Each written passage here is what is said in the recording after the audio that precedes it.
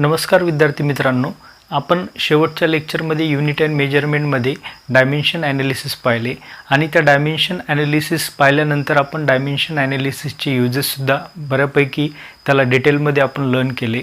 आज आपल्याला या ठिकाणी एरर्स हा युनिट अँड मेजरमेंटमधला सगळ्यात महत्त्वाचा बीट एक पाहायचा आहे. तर एरर्स म्हणजे काय, तर सर्वांना माहिती आहे एरर म्हणजे काय.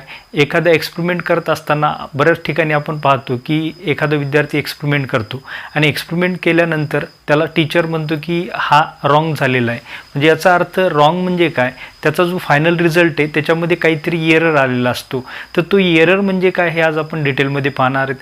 त्यानंतर एररच्या वेगवेगळ्या टाईप्स आहेत, तर त्या टाईप्ससुद्धा आज आपण डिटेलमध्ये पाहणार आहेत. तर सगळ्यात अगोदर एरर म्हणजे काय हे समजून घेण्यासाठी आपण एररला आपण फॉल्ट म्हणतो किंवा मग त्या ठिकाणी येणाऱ्या एखाद्या रीडिंगमध्ये येणारी आपण मिस्टेक म्हणू शकतो. तर हे सगळे नावं एकच आहेत, मिस्टेक, फॉल्ट आणि एरर. तर मग एरर म्हणजे काय, जसं आपण एखाद्या ठिकाणी एखादी रीडिंग घेतो आहे, ते रीडिंग घेत असताना आपण एक इन्स्ट्रुमेंट घेतला आहे आणि एक जी व्हॅल्यू ज्या आपल्याला डिवाईस किंवा जे एखादी मेजरमेंट घ्यायची त्याची एक व्हॅल्यू आपल्याला मोजायची. तर डिवाईस आणि हे एक मेजरमेंट म्हणजे जी क्वांटिटी आपल्याला मोजायची, अशा दोन क्वांटिटी घेऊन आपण कोणती प्रोसेस करतो हे ऑलरेडी मी तुम्हाला सांगितलं. That is what measurement. मग या मेजरमेंट प्रोसेस केल्यानंतर त्या ठिकाणी काहीतरी एक एरर आला म्हणजे याचा अर्थ काय, दॅट इज व्हॉट आपल्याला एक गोष्ट म्हणजे एक माहिती असते, म्हणजे काय, एक ट्रू व्हॅल्यू आपल्याला नोन असते. त्या ट्रू व्हॅल्यूच्या इक्वल जर ही आपण जी मोजलेली व्हॅल्यू जर त्या ठिकाणी जर मॅच झाली तर त्या ठिकाणी आपण म्हणतो की ही जी रीडिंग आहे ती करेक्ट आहे. मग आता या 2-3 गोष्टीमध्ये काय डिफरन्स आहे, जसं काय आता तुम्हाला एक सांगितलं ॲक्युरसी, दुसरं झालं एरर आणि त्या दोघांच्यामध्ये आणखी एक वर्ड येतो प्रिसिजन. तर ॲक्युरसी म्हणजे काय सगळ्यात अगोदर सांगतो. एखादा एक्सपेरिमेंट करत असताना आपलं आन्सर करेक्ट आलं याचा अर्थ काय, ॲक्युरसी म्हणजे correctness to the degree of correctness म्हणजे काय, ॲक्युरसी म्हणजे एखादी व्हॅल्यू ही करेक्ट जर आपली आली तर त्याला आपण ॲक्युरेट म्हणतो. मग प्रिसिजन काय, प्रिसिजन म्हणजे काय पा, nearly closeness to the accuracy. याचा अर्थ काय, ज्यावेळेस आपण रीडिंग घेतो तर वेगवेगळ्या रीडिंग घेत असताना प्रत्येक रीडिंग ही आपली, जसं फॉर एक्झाम्पल एखादी लेंथ मोजायची आपल्याला, तर लेंथ मोजत असताना एखाद्या ऑब्जेक्टची लेंथ ही एक्झॅक्ट 10 सेंटीमीटर आहे, पण आपण मोजत असताना ती जर आपली 9.9, 10.2, त्याच्यानंतर 9.8, 10.1 अशा प्रकारे या रीडिंग जर येत असतील तर ह्या रीडिंग ह्या नियरली इक्वल्स टू 10 आहेत. म्हणजे याचा अर्थ काय, ह्या एक्झॅक्ट 10 नाही आहेत पण काय जवळपास 10 आहेत. याला आपण काय म्हणतो, प्रिसाईज. प्रिसाईज म्हणजे काय, क्लोजनेस टू द करेक्टनेस म्हणजे आपण ॲक्युरसी म्हणू शकतो. म्हणजे ॲक्युरसीच्या क्लोजनेस म्हणजे अशा व्हॅल्यूजला आपण काय म्हणतो, प्रिसिजन. आता हे झालं ॲक्युरसी आणि प्रिसिजन. आता आपल्याला माहिती एक्सपेरिमेंट करत असताना प्रत्येक ठिकाणी काय ॲक्युरसी आणि प्रिसिजन मेंटेन होत नाही, म्हणजे काय येतो त्या ठिकाणी एक फॉल्ट येतो. फॉल्ट म्हणजेच काय, एरर, जे की आपल्याला आता लर्न करायचं. तर एरर या शब्दाचा अर्थ काय, जसं मी तुम्हाला आत्ताच सांगितलं, एक करेक्ट म्हणजे जी व्हॅल्यू, एक ट्रू व्हॅल्यू जी आपल्याला माहिती आहे, एखाद्या ठिकाणी आपण एखादी पेन आहे त्या पेनची लेंथ मोजायची आणि ती लेंथ आपल्याला ऑलरेडी नोन आहे की 10 सेंटीमीटर आहे आणि आपण काय केले त्या म्हणजे ही नोन क्वांटिटी आहे. मग तरीही आपण काय केले का स्टँडर्डसोबत म्हणजे स्केलसोबत त्या पेनला चेक करायलो. तर मोजत असताना बरेच आपले मेजरिंग प्रॉब्लेम्स येऊ शकतात. त्या ठिकाणी स्केल फॉल्टी असू शकते, मेजर करणारा मेजरंट किंवा ऑब्झर्वर त्या ठिकाणी रीडिंग फॉल्टी घेऊ शकते. म्हणून त्या ठिकाणी काय येतो, एखादा फॉल्ट येऊ शकतो. म्हणजे काय, एक ट्रू व्हॅल्यू आणि एक मेजरंट व्हॅल्यू. म्हणजे याचा अर्थ काय, एक जी आपल्याला माहीत होती ती व्हॅल्यू करेक्ट व्हॅल्यू आणि दुसरी जी आपण व्हॅल्यू काय करणार होतो, जी मेजरमेंट नंतर सांगणार होतो. म्हणजे एक ट्रू व्हॅल्यू आणि एक मेजर्ड व्हॅल्यू या दोघांमध्ये जर डिफरन्स येत असेल तर त्याला आपण काय म्हणतो, एरर. ओके, ह्यालाच आपण फॉल्ट म्हणतो. तर पहा विद्यार्थी मित्रांनो, एरर्स हे कोणत्याही मेजरमेंटमधून आपण फुल्ली काय करू शकत नाही, कमी करू शकत नाही. फक्त त्या एरर्सला आपण काय करू शकतो, मिनिमाइज करू शकतो. तर आपल्याला या ठिकाणी एरर्सच्या 2 टाईप दिलेले आहेत पहा बुकमध्ये. तर एक टाईप आहे आपल्याला सिस्टमॅटिक एरर, दुसरी टाईप आहे रँडम एरर. तर आपण सगळ्यात अगोदर सिस्टमॅटिक एरर काय डिटेलमध्ये समजून घेऊ आणि त्यानंतर रँडम एरर पाहू. तर सिस्टमॅटिक एरर काय पहा, तर सिस्टमॅटिक एरर कधी ऑकर होतो, तर ज्यावेळेस आपण म्हणतो की एखाद्या इन्स्ट्रुमेंटमध्ये फॉल्ट आहे. ज्यावेळेस आपण जे मेजरमेंट करतो तर मेजरमेंट करताना जे आपण फॉर्म्युला किंवा मेथड जी यूज करायलो किंवा जे कॅल्क्युलेशन आहे त्यामध्ये फॉल्ट आहे. अदरवाईज एखादा पर्सन जो अनस्किल पर्सन त्या ठिकाणी रीडिंग घेतोय, तर असे जर त्या ठिकाणी फॉल्ट आले तर तो जो एरर आहे तर त्या एररला आपण सिस्टमॅटिक एरर म्हणतो. तर सिस्टमॅटिक एरर हा इझिली रेकग्नाइज आहे, म्हणजे त्याची जी डायरेक्शन आहे कशाची सिस्टमॅटिक एररची ती रेकग्नाइज किंवा त्याला आपण रेक्टिफाय करू शकतो. आणि ही जी डायरेक्शन म्हणजे या ठिकाणी जे सिस्टमॅटिक एरर जो आहे तर तो काय असतो वन डायरेक्शनल आहे, म्हणजे it may be positive or it may be negative. म्हणजे याचा अर्थ परंतु या सिस्टमॅटिक एररला कशा प्रकारे आपण त्या ठिकाणी रिड्यूस करू शकतो किंवा याच्या कोणकोणत्या टाईप्स आहेत हे आपण डिटेलमध्ये पाहू. तर सिस्टमॅटिक एररच्या मेनली 3 टाईप्स आपल्याला दिलेले आहेत पहा. एक टाईप म्हणजे काय, that is what instrumental error, की ज्यामध्ये इन्स्ट्रुमेंटचा जो फॉल्ट आल्यानंतर कशा प्रकारे तो एरर ऑकर होतो हे सुद्धा आपण डिटेलमध्ये पाहू. त्यानंतर सेकंड सांगितलेलं आपल्याला इनपरफेक्शन इन एक्सपेरिमेंटल टेक्निक्स, हा एक सेकंड टाईप आहे कशाची, आपली सिस्टमॅटिक एररची. आणि थर्ड जी आहे ती that is what personal error. तर हे 3 टाईपचे जी एरर आहेत सिस्टमॅटिक एररमध्ये हे आपण वन बाय वन डिटेलमध्ये पाहू. तर पहा, सिस्टमॅटिक एररची जी पहिली टाईप आहे तर ती टाईप म्हणजे आपल्याला या ठिकाणी दिलेली इन्स्ट्रुमेंटल एरर. तर आपल्याला सर्वांना माहिती आहे इन्स्ट्रुमेंटल एरर म्हणजे काय. जर फॉर एक्झाम्पल आपण एखादं इन्स्ट्रुमेंट ऑलरेडी घेतलेलं आहे, म्हणजे आपण मेजरमेंटसाठी इन्स्ट्रुमेंट हातामध्ये घेतलं आणि जर ते इन्स्ट्रुमेंट कॅलिब्रेशन करत असताना ऑलरेडी ते इन्स्ट्रुमेंटमध्येच जर फॉल्ट असेल, म्हणजे when we have to go for the calibration, तर त्या इन्स्ट्रुमेंटमध्ये जर ते कॅलिब्रेशन करायच्या अगोदरच जर फॉल्ट असेल तर आपण जी रिडिंग घेऊ तर ऑब्वियसली ती रिडिंग काय होईल त्या ठिकाणी रॉंग येईल.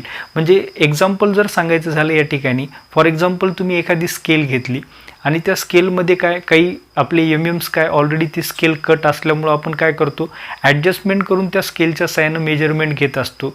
तर अशा ठिकाणी आपण मेजरमेंट घेत असताना काय होते की जे आपण रिडिंग घेऊ तर ती ऑब्वियसली काय होणार आहे, रॉंग होणार आहे. तर अशा त्या एररला आपण काय म्हणतो, इन्स्ट्रुमेंटल एरर.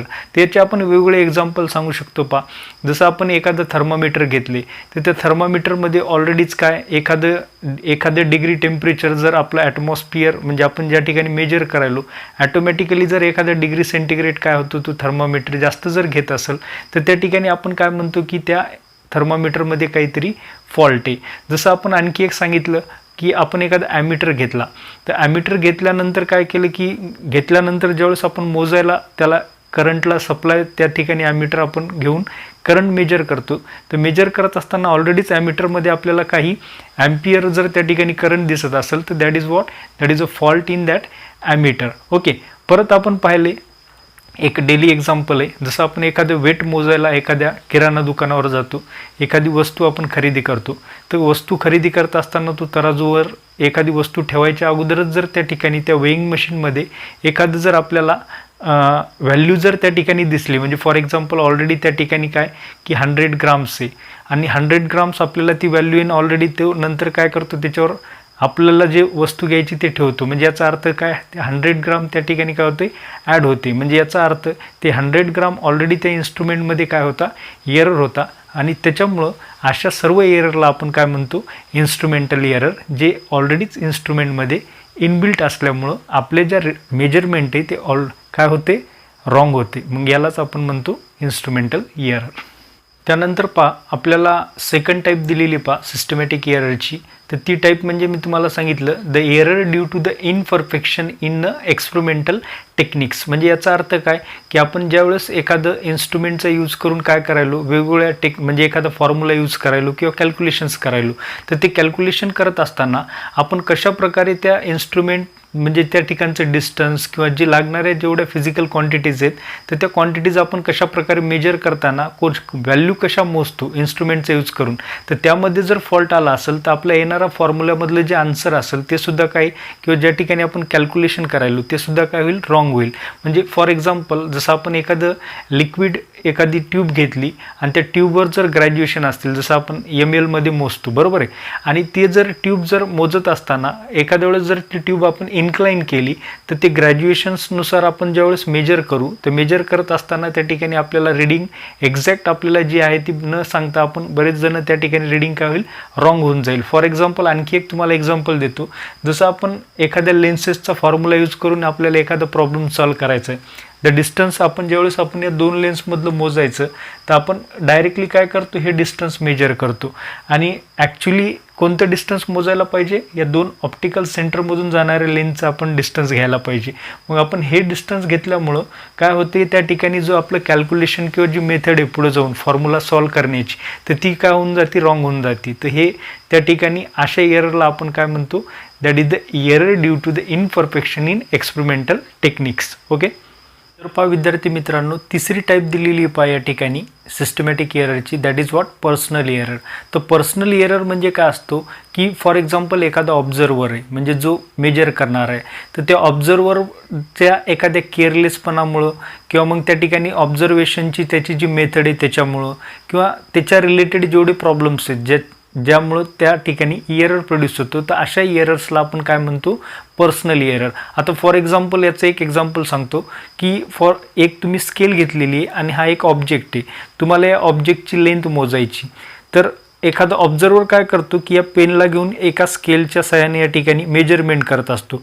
तर मेजरमेंट करत असताना या स्ट्रेट अँगलमध्ये म्हणजे राईट अँगलमध्ये एक काय करतो, एक ऑब्झर्वर पाहतो, म्हणजे त्या ठिकाणी तो ऑब्झर्वर तसं राईट अँगलनं जर पाहत असेल तर त्याला एक रिडिंग या ठिकाणी गेटिंग होती आणि त्याच ठिकाणी जर दुसरा ऑब्झर्वर किंवा तोच ऑब्झर्वर काय केलं, त्याने एखाद्या अँगलनं जर त्या ठिकाणी रिडिंग घेतली तर त्या ठिकाणची येणारी रिडिंग जी आहे तर ती रिडिंग त्याला वेगळी भेटेल. म्हणजे याचा अर्थ काय, तो ऑब्झर्वर जर राईट अँगलमध्ये पाहिलं त्यानं तर त्याला करेक्ट त्या ठिकाणी रिडिंग ऑब्झर्व होईल आणि त्याच जर ऑब्झर्वरनं एखाद्या इन्क्लिनेशननं ही रिडिंग घेतली तर त्या ठिकाणी ती रिडिंग रॉंग होईल. म्हणजे त्याची जी मेथड आहे त्या ठिकाणी पर्सनली त्याच्या केअरलेसपणामुळे त्या ठिकाणची ती रिडिंग काय होऊन जाईल, रॉंग होऊन जाईल. तर मग अशा एरर्सला आपण कोणती एरर म्हणतो, पर्सनली एरर म्हणतो.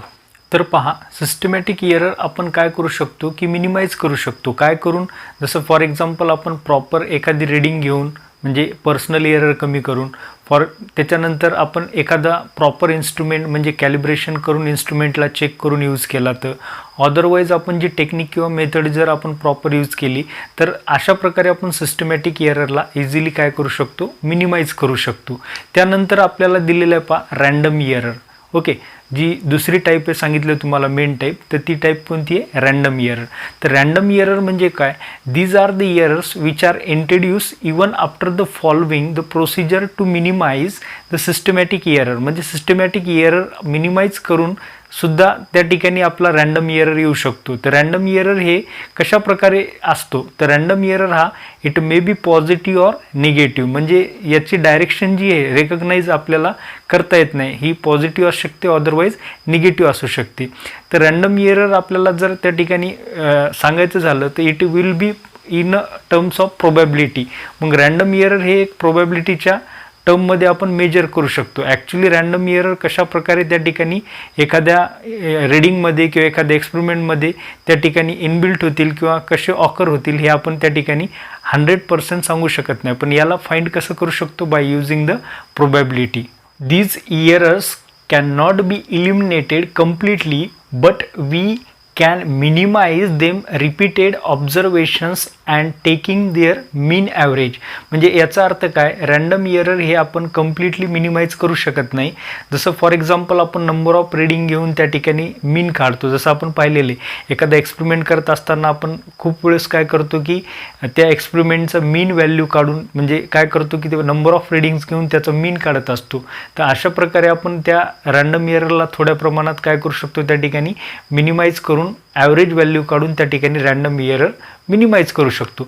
आता रँडम एररचे एक्झाम्पल जर सांगायचे असेल तर काय सांगू शकतो आपण, the temperature may be change during the course of experiment. म्हणजे याचा अर्थ काय, एखाद्या ठिकाणी आपण एखादा एक्सपेरिमेंट कंडक्ट करायलो, ते एक्सपेरिमेंट कंडक्ट करत असताना तिथं टेम्परेचर ॲटोमॅटिकली फ्लक्च्युएट जर होत असेल तर ते कशामुळे होते, that is due to the random error.